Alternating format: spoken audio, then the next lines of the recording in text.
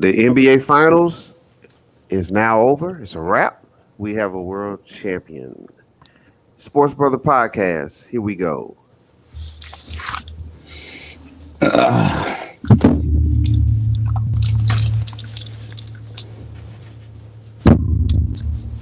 Good morning, everyone. Today is July 22nd, 2021. He is Zach. I'm Mr. 411. We are the Sports Brothas. What's up this morning, Zach? Morning. How you doing there, Mr. 411? I must say, great day, and I feel energized today. How about yourself? Hey, man. This morning, I'm up. I'm thankful. The NBA Finals is now complete, and I'm ready to talk about it. Well, two things before we get serious. First, this will be for old people like me. This Friday, Netflix will have He-Man and the Masters of the Universe on. So for all of you people in that mid-40s range that grew up on He-Man, get excited. It should be pretty good. And second, did you watch the new edition of Power this past weekend? The one that focuses on Kanan. Yes, I did watch that. I enjoyed it. You enjoyed it? Oh yeah, I did. I had my reservations at first, man, but once it kicked in and I started, really buying into it, I'm not interested into knowing his life and how Kanan became who he became. And one of the things is, without giving away a lot to that show, is that when I see Tyreek, when I think about Tyreek, the character Tyreek, I immediately, think about some of the things that's happened to Kanan early in his life. And ultimately, what I love about the show so far is the soundtrack. Well, I didn't see that part of thinking about Tyreek when I thought about Kanan. I will say this is a slightly more interesting than the baby powers, I call it, that focused on Tyreek after James St. Patrick's death. I'm more interested when we get to the point with Kanan where he meets up with Tommy and Ghost, because I figure that is going to, at some point down the road, they have to meet up with each other. And I forget the other guy that they said taught them the game back in the day. And we'll see but it's okay. It's something to watch. I'm not it hasn't locked me in like the original Power as of yet, but we'll see. But thanks for the assessment. Yeah, well, cool, Zach. I mean, I know you're a tough shell to crack when it comes to a lot of stuff out there, but it's entertaining, man. I really enjoy it, and the story is being told, which is ultimately what I like about it. But before we get off of that, though, do you like the way that 50 Cent and his people are taking Power and making it into a universe, if you will, kind of like how you like your comic characters, if you will, like the Marvel and all that? Do you like how it's going into different places? It's a money grab. I'm more interested in seeing the Lorenz Tate one, because I figure that will focus less on the drug aspect of everything. Because with these other shows, after you've seen Power and how they're trying to do everything drug related, it just, Power was just on a different level. All of these other things are just, they're kind of like knockoffs. That's why I said the political thing, we'll see how that goes. But what do we have next? We got the one with Tommy that'll come up. So we'll see how that goes. But they haven't been overall, they haven't grabbed me. And they're trying to grab characters and put them in there and make you get the feel, but you can't recreate at least for me, they haven't recreated what they had with Power. As I said, this just seems like cheap knockoff. So I'm hoping that Lorenz Tate, because it will be more political, will feel different than these right here. Like, it's just, I've seen drug shows like Snowfall, and we can name plenty of others. So I mean, it's okay. I'm not saying it's bad, but right now I'd say it's a C. It's something to watch. it hasn't grabbed me like when Power would end an episode, and I can just think of a few iconic ones. Remember when Dre took over, Yeah, and Tommy and Ghost were trying to figure out how to get Dre, and then in the season finale, 50 is in the back seat, yeah. like those just kind of grabbed you. These right now, I haven't been grabbed by any of them. Okay. Well, that's cool, man. It kind of reminds me of right now the way you're just feeling.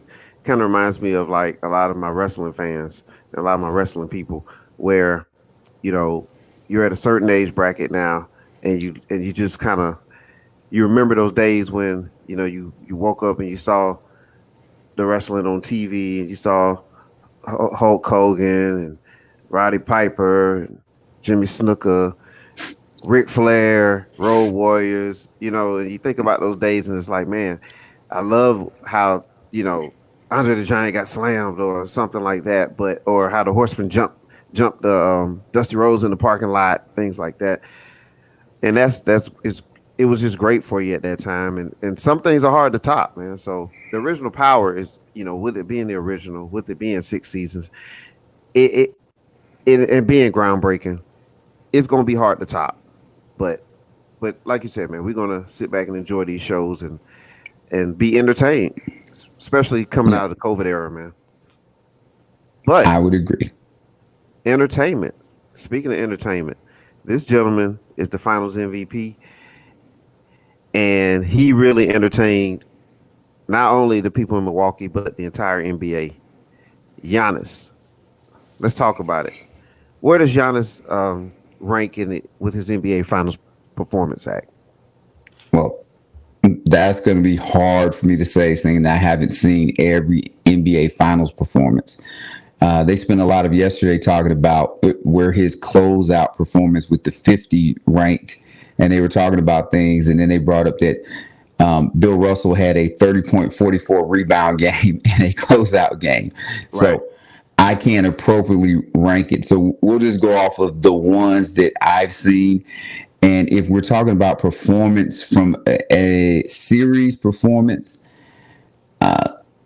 I like Olajuwon, either one of Olajuwon's, because he kind of directly went up against Shaquille O'Neal and Patrick Ewing. Hmm. I don't think much of I didn't think much of the Suns. Like, we're being honest. Like, everybody was giving the Suns all of this praise and everything. And if they won a championship, I would have been fine with it. But they were just a team. I'm like, they're an Anthony Davis away from being healthy to they would have been eliminated in the first round. I firmly believe that. The other parts of everything, so it's hard to say when they were your opponent because they don't have any all NBA defenders on the team. They weren't that great. I'm not going to go like the Jordan against Phoenix because I'm not sure any of Jordan's finals performances for me were that great outside of maybe the one in Utah where he had the closeout 45. Utah maybe was a good opponent, but Jordan didn't really have anybody great that was defending him. Shaquille O'Neal was very dominant in his three finals when he won MVP. So I definitely wouldn't put Giannis above that. He was like it. Maybe it looked different, but Shaquille was totally dominant. Who else can I think of that from a final standpoint that we seen that was really, really, really good? LeBron, when he had the series and he led everybody and everything. LeBron was another one. So I'll just tell you, good performance. His game 6 when he didn't get much help from his teammates was really good. But I'll just go off the top of my head. I probably can't rank his performances top 5. It was just good. It's no different than a lot of other great players. Like I'm not shocked that he averaged the points that he averaged because the Suns aren't a great defensive team. Just like I'm not shocked when you go back and look at Jordan averaging 41 against the Suns when you got like Richard Dumas and Dan Marley guarding. You're like, okay, you should score that many points when those type dudes are guarding. So he did what he was supposed to do. I'm not going to put it as all-time great. Well, I'm gonna go with it at least initially is going to probably fall in the top 10. of all time. And that's, I think that's a fair guess. As you said Yeah. earlier, I mean, it's hard to go through. I mean, it's the history of the game. So, and the reason why we put this topic out there is just to get people to think about it and go back and track a lot of the finals performances in the history of the NBA. But one that comes to mind is Magic Johnson. You know, the one where he started the game at center. I think that would probably be arguably one of a top 10 performance as well. But yes, when you can score 50 points in an NBA final game, 13 rebounds, 5 blocks, and nail almost all your free throws. At least made 16, but you nailed almost all of them. I mean, a guy who normally doesn't make them, as you talked about that the other day.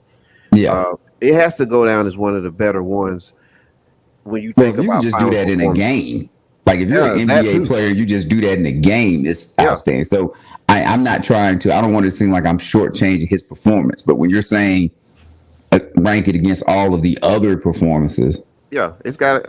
I think it has to. You have to bring it up. If you're gonna bring up anybody else's, you have to bring that up. Um, I think you have to. So it's definitely a top 10 one in my opinion. And then then we could splice it from there. But we have to get a better, a more of a round table of people who may have seen the games played in the 50s and 60s and remember the 70s, and then bring in a couple of people who really were there, to really dissect the 80s, and then we could take it from there. But it's definitely a great performance. 50 points, well, because how many other people scored 50 against the Suns this year? You know what I mean? well, well, yeah, but I just go against who did you do it against? Like Russell, and Russell gets shortchanged a lot. But did he have that 30 and 44 against Wilt?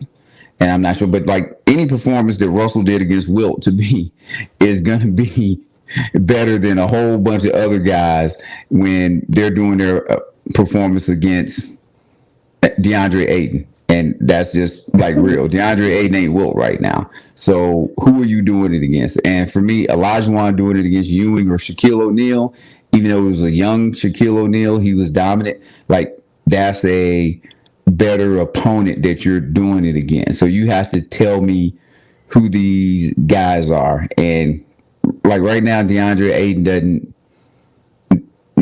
doesn't necessarily strike fear. And to say that you did it against because you love to bring up Kobe's performances against the Celtics and how that defense was and all of this stuff.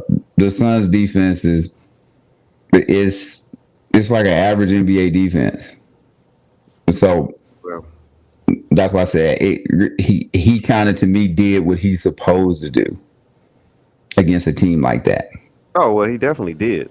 But for example, Jared West, 53 points and 10 assists in the NBA Finals, a game one against Boston.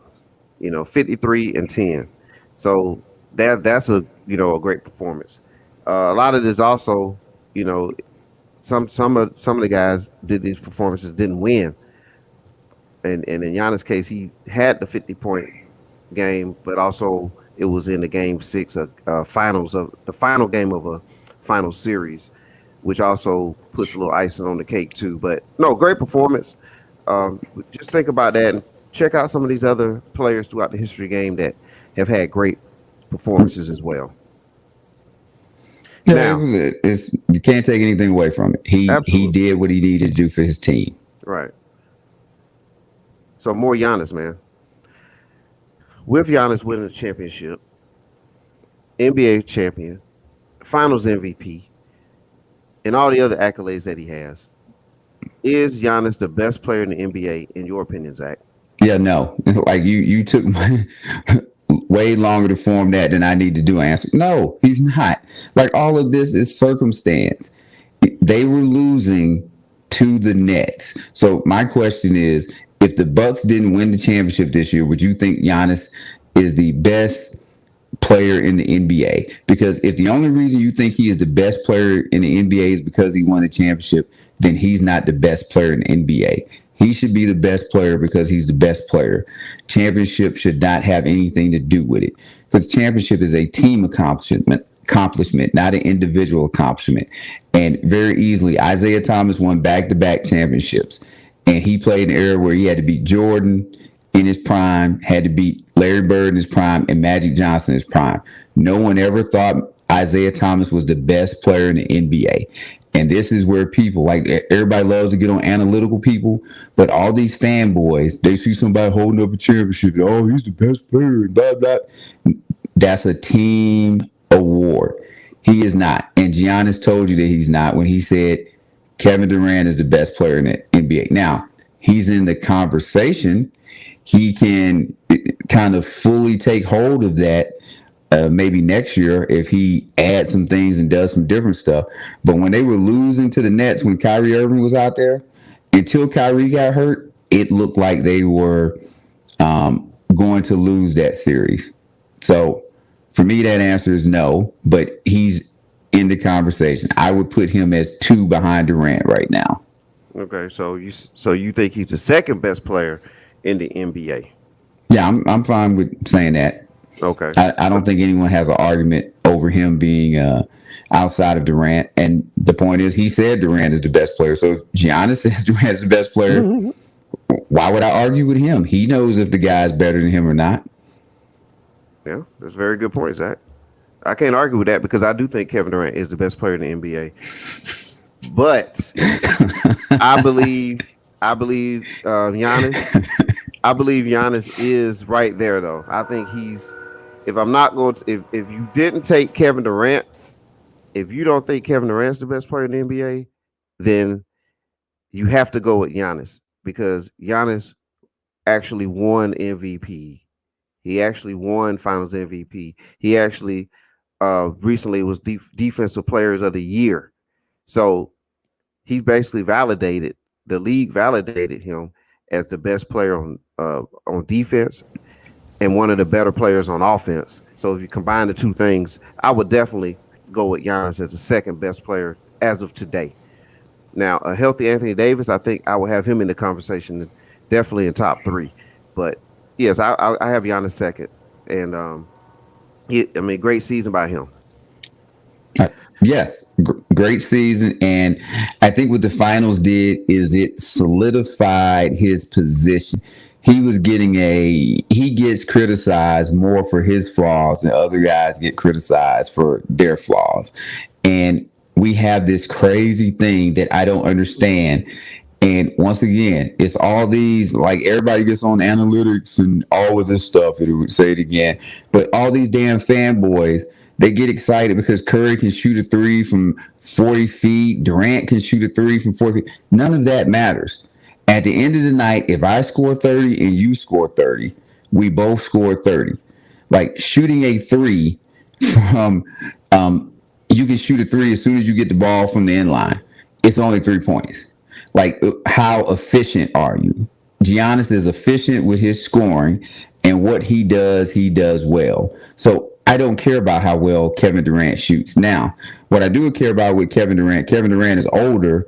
I'd say his IQ is better than Giannis. So right now, that is what separates him. Giannis what is Durant? 31, 32 or something? Yeah, I don't know what it is. Some producers can tell us. Yeah. But Giannis is 26. And I'm going to stick with my Akeem Olajuwon comparison for him. And as I said, you're going to get people that weren't back in that time frame and they don't know. But Olajuwon wasn't always considered one of the greatest players of all time and all of this stuff. He was considered a really good prospect, a really good player. He was kind of an all-star-ish player, all NBA-ish player, but he wasn't touted as one of the greats in the league. He made the finals, I want to say, in '86 against the Celtics. And he had some trials and tribulations with the Rockets where he was losing, I think, in the first round or second round. Actually, I believe requested a trade. And then he almost went to Miami. And then he got better. And he got a lot better. Like, it just all the light flicked on. So for Giannis, I'm looking at him that he's going through some of the things maybe Olajuwon went through where he's refining his game, getting better, but he was able to win a championship. And I'm not sure people are looking at that as you're going through the struggle, you can get a championship in there and you're still working on your game. So thank you. Kevin Durant is 32 years old. So think about that. He's got 6 years on Giannis. He should be, from a understanding how to get shots and get teammates involved and things of that nature, better. So as I said, Giannis he's on the right path, and for him to be probably undisputed second best player in the NBA right now, that's very good. He can get to number one if he keeps working. Yeah, he definitely can. And again, that the emphasis on also the defensive end. I mean, he's Yes. affecting the game. He's constantly affecting the game. If he's blocking shots or altering shots, also he can steal the ball due to his quickness and speed, length. I mean, he's really a disruptor on both ends. So I think that makes up for any weaknesses that he may have in his game. Because I do hear people say, "Oh, I don't like the way he play," or things of that nature. And there are some things he can refine and get better at, like everybody in this world. But despite that, Well, when you say that, what do you say that he can refine? well, I mean, he could refine a post up game where he could play with his Okay, play a little bit more with his back to the basket I would because agree. if you fast forward, like he's 26 now, but let's fast forward to Yep. 32. At 32, you're not going to be as fast as 36. We've experienced that before. So it's like, Yes, we have. so you have to figure out another way to put the ball into the basket. Like we will use Michael Jordan as an example, high flyer. If you watch the "Come Fly with Me" videos, or you watch the um, if you If watch you actually saw him play during that time yeah, if frame. you also seen him play, if you also watched him play when he was a younger player, when he had hair, you know, things like you can see it, gold chain around his neck, dunk contest. That Jordan was a super Woo. athlete. Woo. And For those that don't understand, yeah, woo. yeah, super. I mean, you go back and look how quick that man was. But if you go to the '90s version, and Yes. I'm not even talking about the first three-peat, you go to the second three-peat. Yes. That Jordan was much slower, a little bit bigger, but he was able to play with his back to the basket. So he was basically their post-up player for that run. And that's how you refine your game and change it up a little bit. So when Giannis slows down a little bit, because right now he's taking advantage of these big guys by blowing by him, using the handle that he has to get by in the long strides, which is fine now. But if you look, you got to also have that had that one eye into the future too, and prepare that way too, so that you can close out your career a certain way too. But Okay. other than that, man, this guy's dominant, man. Well, I He's wanted to make really sure taking you over. weren't going to say that he needs to like shoot threes better or the No, mid no, range no, better, because no. that's what everybody is going to say or what have you. And everybody, to me, as we were kind of talking about, we won't beat this, but I like your assessment of what he can do to get better. Like to me, he doesn't need to shoot three better because you ain't got to shoot the damn three. No, You're good enough to play around in the paint, and I think he's much more effective in the paint right. than being out there on the perimeter like he is. So Yeah. there you go. I just wanted to see where you're. If you were going to be like, as say, some of these new age individuals, shoot the three, shoot like, you can do other. You can be dominant in other ways outside of shooting the three, and Right. I think that's what I like about him winning the title. That he is maybe taking some of that back. Right. It reminds me of the days of Shaq dominating in the middle, for our I'm not generation. gonna get, I'm not gonna go. He reminds me of Shaq, but I get what you're saying. Yeah, I mean Shaq dominated in the painted area. Yes, it looks different, but you are correct. Yeah.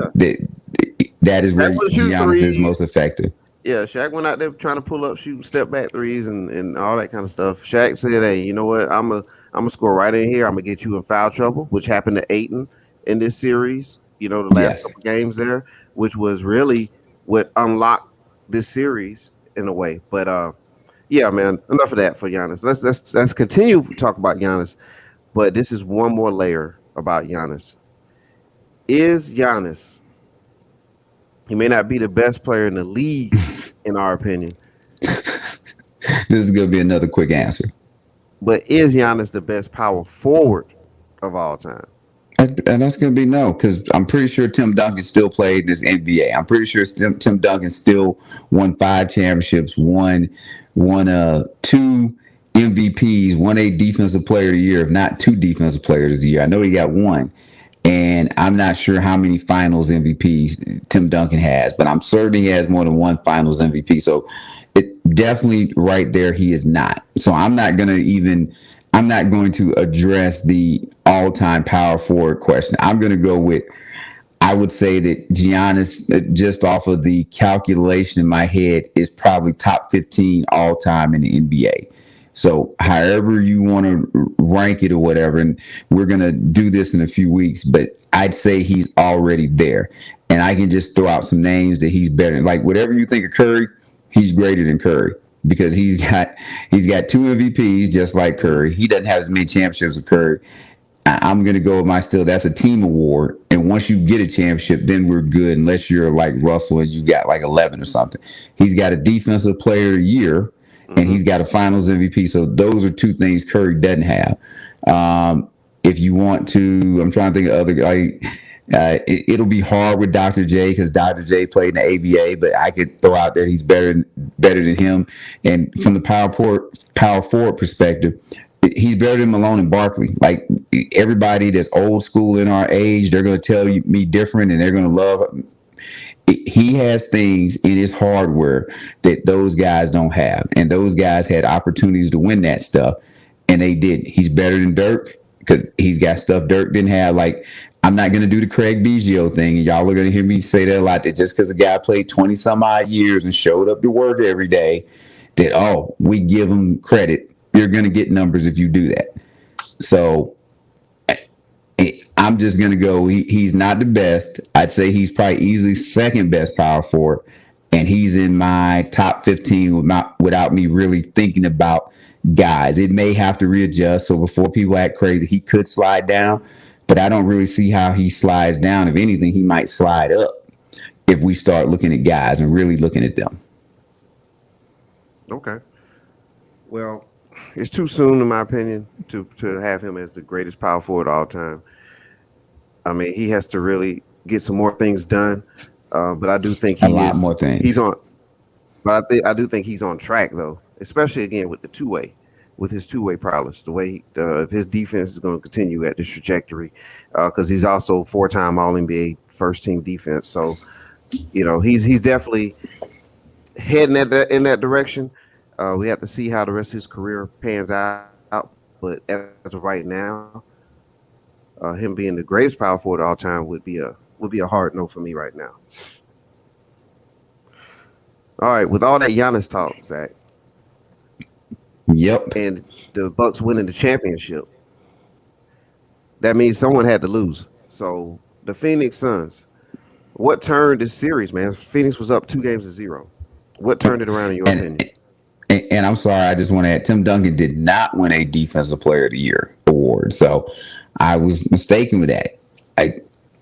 That could be something then where he does get in there a little easier. And as you were saying about this, it was turned in game 1 when Giannis showed up. That was it. Once he stepped on the court, everybody was like, damn, we didn't think this guy was going to play till game 3. And in game 2, when he was able to go out there and put up 40 and play, he just got, from a physical standpoint, he just got better. And there's nothing the Suns could do with him. And that's really it. The NBA, I will say again, rewards you for being tall. And if you don't believe it, just look at this series, because everybody loves Devin Booker and how Devin Booker can shoot and all of this. And everybody loves Chris Paul because Chris Paul is a facilitator and he gets shots for other guys and gets them involved. And all Giannis does is show up and be tall and more athletic than everybody. And his team wins the series because he can affect the game more because he's tall, because he can block shots, intimidate you. He can get to the rim, dunk on you. He doesn't have to sit back and pull a 30-foot or whatever. He's going to be more efficient, and you have to really alter how you play your defense. Whereas, and not even be funny, we've seen guys like Chris Paul. We've seen guys like Devin Booker. They're not anything special in the grand scheme of things. Like throughout the history of basketball, there are plenty of dudes like him, and there probably are plenty of dudes like those guys playing out there on the street and playing in the YMCA. There are not plenty of guys like Giannis Antetokounmpo out there playing anywhere, because you can just look at these big guys from a historical standpoint. When you go to the gym and you're just at the rec, you don't see guys like them there playing the way that they play, but you see plenty of guys like Chris Paul and Devin Booker, and that's it. Like it's no shame. being tall is an advantage. That's why the NBA drafts tall people. Well, I think what turned it around was when Lopez, when they decided to play less of Lopez and more of Giannis in the position of Lopez, because their defense then it really locked up the Suns and made it difficult for them at that point. And also that also continued put a lot of pressure on Aiton, who really was only the only big, you know, for the Suns. With Saric going down with the ACL, and that was another 7 footer, if you will, that they had. They were down to Comiskey coming off the bench in Game 6, who by the way didn't do a terrible job for the spot minutes that he had, but that just shows you that you know Aiden was really the only defender that they had that could help defend that painted area, and there was just no answer there. So that really changed it for me when they made that adjustment. Um, let's go to the next one real quick, Zach. Grade Chris Paul's performance in the NBA Finals. I give him a C minus. He, I mean, he didn't play well. I think he had the most turnovers of any player in the series, and then he had the worst plus minus of any Sun starter. You would have expected more. Like I would have expected that Chris Paul would be able to handle Drew Holiday or what have you, but Drew Holiday caused Chris Paul significant problems. And if Chris Paul plays better, especially if he plays better, I want to say in Game 4. I think it was Game 4. They take a 3-1 lead, and you take a 3-1 lead in the finals. It's only been one team to come back. And as great as Giannis is, he ain't LeBron. So C minus for me. Okay, I'll give him a B plus. He had 32 points. That ain't shocking. Yeah, well, no, because he had 32 and 9 in Game 1. He had 32 points, 9 assists, Game 1. I would think that that's solid. He had 23 and 8, Game 2, 19 and 9 assists in Game 3. Game 4 was the dud, the 10 points and 7 assists, and the 5 turnovers, by the way. But he was turning over the ball in all of the games. I just told you he had the most turnovers of anybody in the finals, and he's not usually a turnover guy. Well, correct, but that was one of the downers, was his number of turnovers, especially by his standard.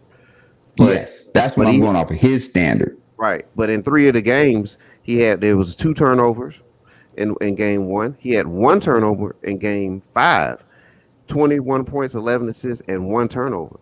That's not a bad game.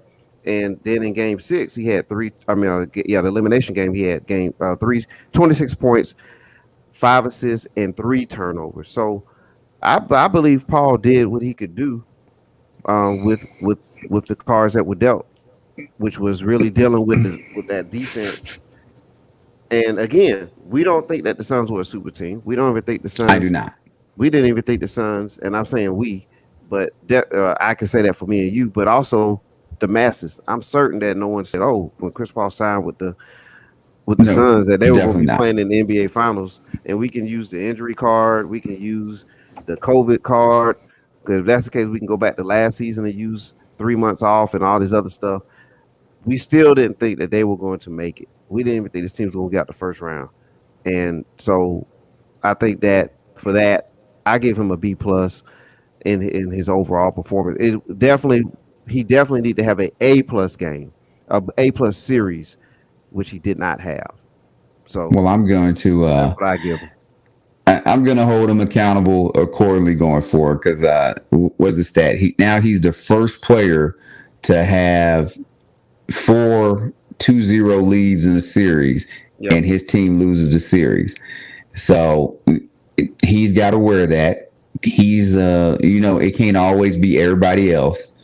If you're walking around and something smells, and you're all the person, like the one person is always in the room when something is smelling, then it might be you. And I like Chris Paul, but sometimes it was a bonehead play what he did at the end, trying to foul Giannis on the alley-oop, because it made no sense. he gets the dunk. You're down 3 or what have you. I want to say, as I said, 12 seconds left. So yeah, I'm going. He's the veteran. That He's was a the bad veteran. decision. He's the veteran guy. He was supposed to, like I said, everybody told me how great of a leader he was and all of this other stuff. Is And I mean, when they lost 4 straight, I didn't see all of that great leadership. But it is what it is. As I said, I'm going C minus. Yeah, but personally, I think that a lot of that falls on the Bucks and what they did too. Somebody's gonna have to lose the game. Somebody's gonna lose the series. So the Bucks. We can say that every time about everybody. That's always gonna be the case. Yeah, but it doesn't mean that just because you lose, that all of a sudden you're not this or not that. Like that's not exact. I mean, the numbers right there show you that he played well. Now, did he play the greatest game or greatest series of all time? By no means he didn't, and he didn't have an A+ series, which he needed to have. So he didn't make it to the level, like you said earlier. He didn't get to play to the standard, the Chris Paul standard. He played by, maybe an all-star level player standard, and he needed to be extraordinary, and he wasn't. I'm just gonna say all them turnovers. I'm not sure he was all-star level, and I'm not sure is like until this series. And as I said, Drew Holiday, I want to say, made first team All NBA defense, but I hadn't heard much about Drew Holiday being this stopper or whatever until this series. And he damn sure didn't look like a stopper in any of the previous series because Trae Young had his way.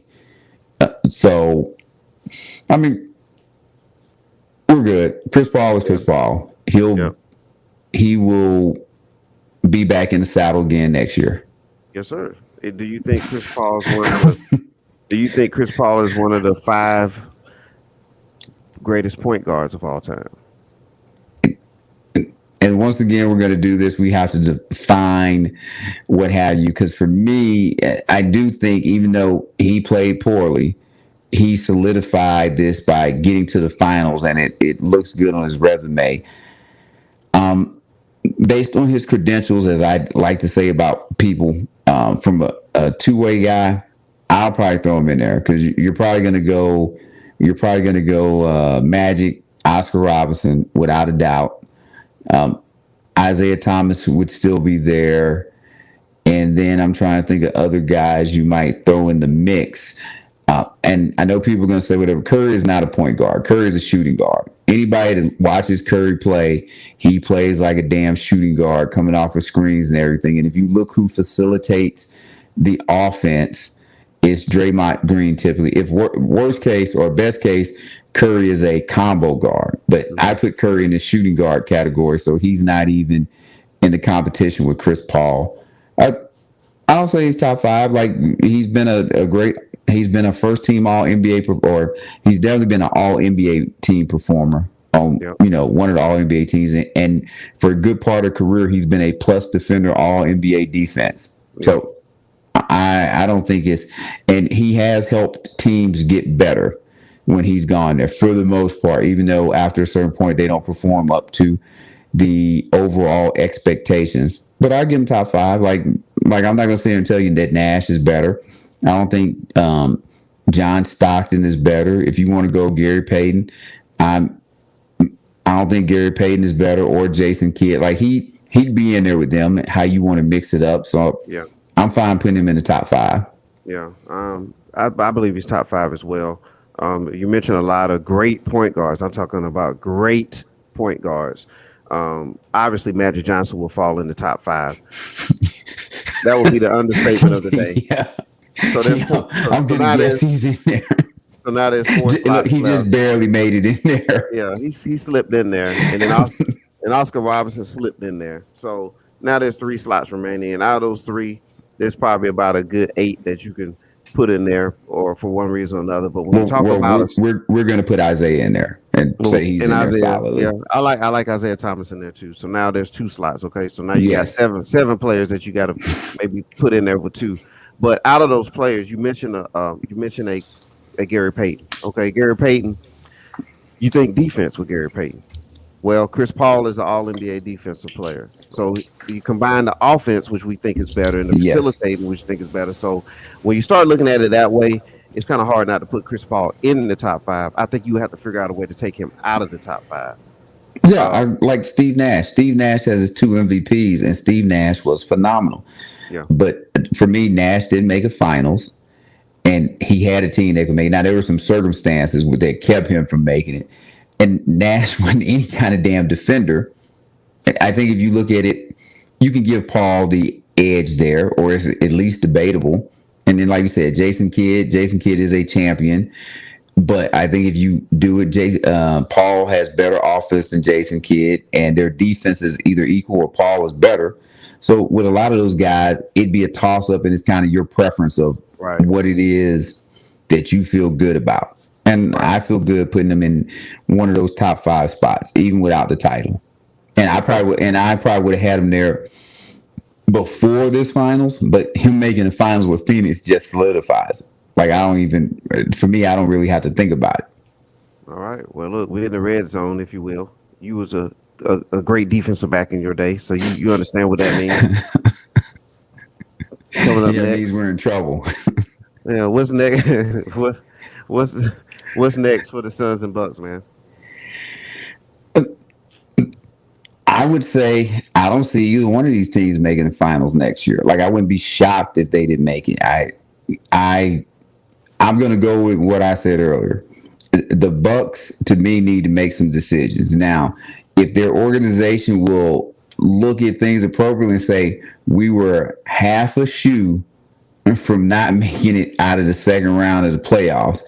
And any decision they would have made if they would have lost then that they would make now, then it would be fine. But if they're just satisfied with we made the finals, Chris Middleton is fine, Drew Holiday is fine, Coach Budenholzer is fine, then you may get yourself in trouble because I think you need to revamp this roster and kind of treat it like you lost. I'm not even being funny. They need to have a hard conversation with Giannis and be like, hey, we almost lost. We need to make changes. With the Suns, it ain't much you can do as the Suns. I would, if Chris Paul opts out, I would let him go, and we're just going to kind of go to a different route because they can bring the crew back if they want to. If the Lakers are healthy, the Lakers are going to be better. If Denver should be better. Who else do we have? The Bucks already proved they're better than them. The Nets should be healthier. This is one of those surprises for the Suns, and it might be a good time to transition on that you had experience. And for Chris Paul, if Chris Paul really wants to win a championship, and I hear this, maybe at this point he's won a whole lot of money. It might be a good marriage that he opts out of his contract, takes the veteran minimum or whatever, and goes to the Lakers. And he can be. I don't think he'd just be tagging along like Gary Payton kind of did with Miami. He could be a starter and he could be a key contributor to them winning if they were to get there next year. Like if they get their stuff together, like AD, LeBron, and Chris Paul would be formidable. But the Suns, I don't think you commit $100+ million to Chris Paul at age 36, going on 37 or whatever. Like I'm like, no, I wouldn't do it. And the finals kind of solidified that for me. Well, I think that the fact that they made it to the finals is going to be where Chris Paul and the Suns are going to get a deal done. He's going to come back. I think they're going to try to find some help up front. I think they're going to try to help get some frontline help. I think that's something that they definitely were exposed by, and they'll need that because next year you'll have the Joker, you'll have Gobert, you'll have AD, Anthony Davis, you'll have all that to deal with before you can even think about seeing an Embiid or a Giannis or Kevin Durant, if you will. So, and I think that that's the route that they're going to go. Do I necessarily agree with that? No, I kind of like your plan with Paul going elsewhere and the Suns kind of building for the future. The Bucks, on the other hand, I think the Bucks need to look at Reggie Jackson. That could be a perimeter guard player that they probably could sign. They have no money. Well, they could find a way to make that happen. They can. Reggie Jackson can kind of. If I'm Reggie Jackson, I'm looking at it like, hey, I want to get paid, but maybe not as much. and maybe I could work something out where I could be a Buck for a year or two.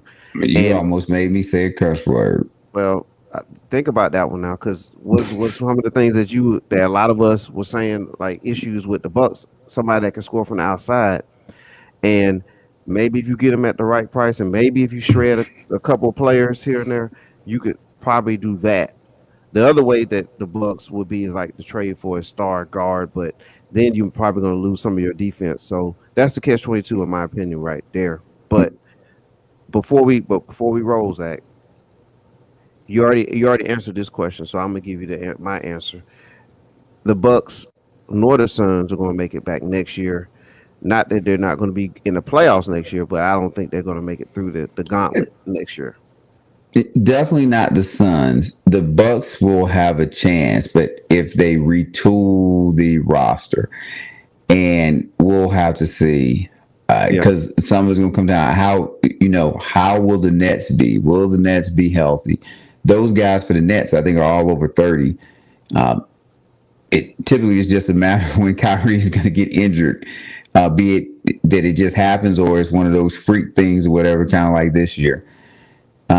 What is Philadelphia going to do? So the Bucks will be in it. They'll be in the conversation.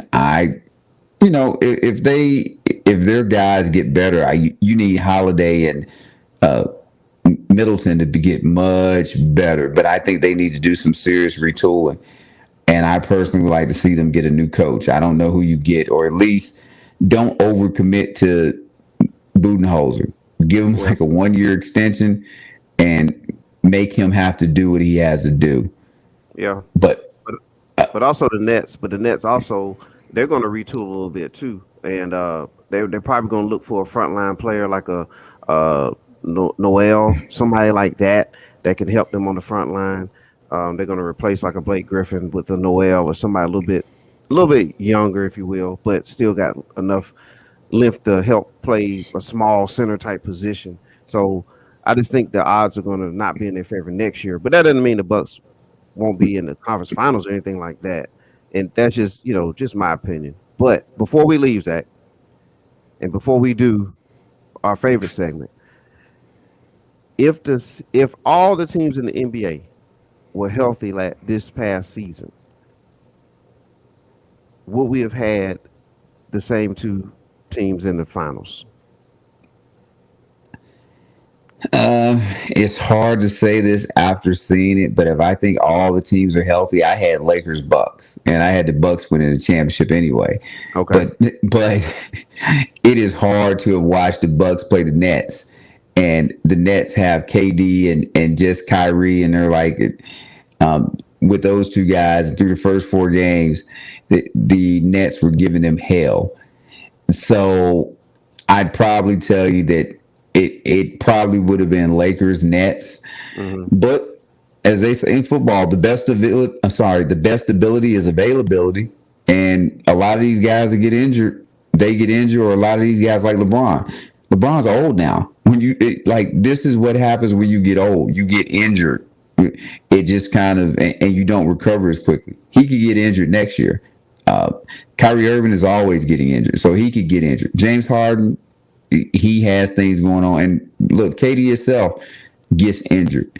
So we're going to get this stuff kind of every season. It was more prevalent this season, maybe with the type of guys that it happened to. So we can't necessarily put it on that. It held, like we've seen this throughout the history of basketball, and we know this from our childhood, that some finals have been affected, or I should say some playoffs have been affected by injuries. But what's your take on what it would have been? Well, I don't think we would have had the same two teams. I do remember you picking the Bucks, so that's a strong pick. That you picked them regardless. But It just worked out.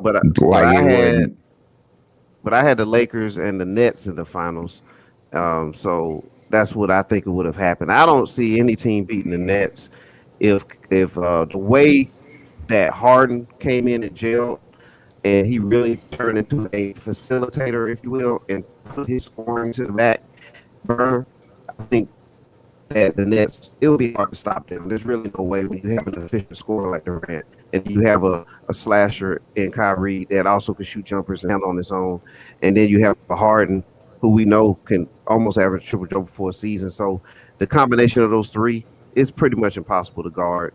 And all they need is just a solid big man that can run and dunk, and that's all they need. So I would definitely say it would have been hard for these two teams to make it to the finals, but that's why when you buy a ticket to a game, it says Team A versus Team B, and these That is true. organizations, and the organizations, if you choose, and I play fantasy sports, sometimes I choose to stack my lineup and try to get the best players, and then figure it out later with everybody else, versus somebody.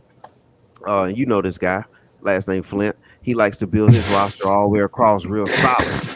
And so, if he gets injuries, his team keep rolling. If I get an Yeah. injury, man, I'm in the waiver wire trying to pull up scraps and everything. So, at the end of the day, there should be no excuses when it comes to that. But it's just interesting to bring that topic up. So for the NBA teams out there, I would say build your team to have a deep roster. Otherwise, you're just taking a big risk. But look, Zach. Very true. Yes, sir. But take a look at that, man. This is your favorite segment. It is. That means we earned our money today. Yes, sir. Ladies and gentlemen, please take the time to find us, the Sports Brothas. And that's a sports with a Z, not a S. With a Z, yes, sir. Sports with a Z. And you find us on Twitter. You'll find us on YouTube. You'll find us on IG, as they say out there in the streets. I didn't even know we were on IG, so I just learned something today. Yep. I guess I ain't been paying attention. Yeah. Well, you got to, man. If not, we need the whole team, man. So yes, find us on those things out there. Producers has it back up, but remember, Sports Brothas with a Z, and you find us out there, man. All right, what else you got? That's it, man. Really, Good nothing else to really bring up now, man. I think we talked about it. We talked about the finals. Giannis, congratulations to you. Congratulations to the Bucks. Congratulations to the Suns. A lot of big props to the Suns too for giving us an entertaining season, and for your fan base. And we gave y'all a buffet today because we had lots of subjects and we did lots of talking. So y'all should feel good. We making up for the other day. Hey, man. But yes, that's Sports Brothas, and that's sports with a Z. Great job, producers. And for Mr. They quick. Yeah, and for Mr. Z, Zach, I'm Mr. 411. We are the Sports Brothas. We thank you, and we are out of here. Have a good one.